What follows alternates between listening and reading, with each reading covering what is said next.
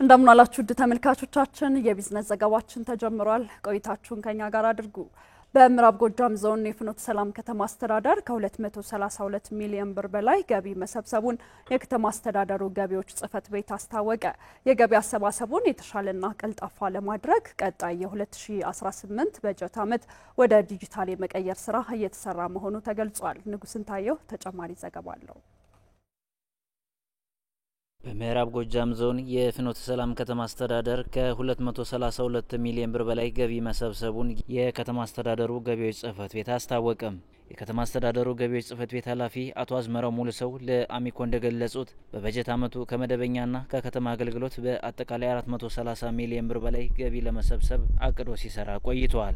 ባለፉት 11 ወራት ከመደበኛ ገቢ 180 ሚሊዮን ብር በላይ ከከተማ አገልግሎት ደግሞ 52 ሚሊዮን ብር በላይ ገቢ መሰብሰቡን ገልጸዋል።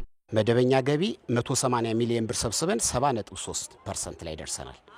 አገልግሎት ገቢ የሚጠበቅብን 174 ሚሊዮን ነው የሰበሰብነው 52.6 ሚሊዮን ብር ነው አጠቃላይ 54% እንደ ከተማ ያለን የገቢ አሰባሰቡን በሚፈለገው ልክ ለማከናወን የጸጥታ ችግሩ እንቅፋት ፈጥሮ እንደነበር የገለጹት የከተማ አስተዳደሩ ገቢዎች ጽሕፈት ቤት ኃላፊ ችግሩን በመቋቋም ከባለፈው ዓመት ተመሳሳይ ወቅት ጋር ሲነጻጸር ከ13 ሚሊዮን ብር በላይ ብልጫ ያለው ገቢ መገኘቱን ጠቁመዋል።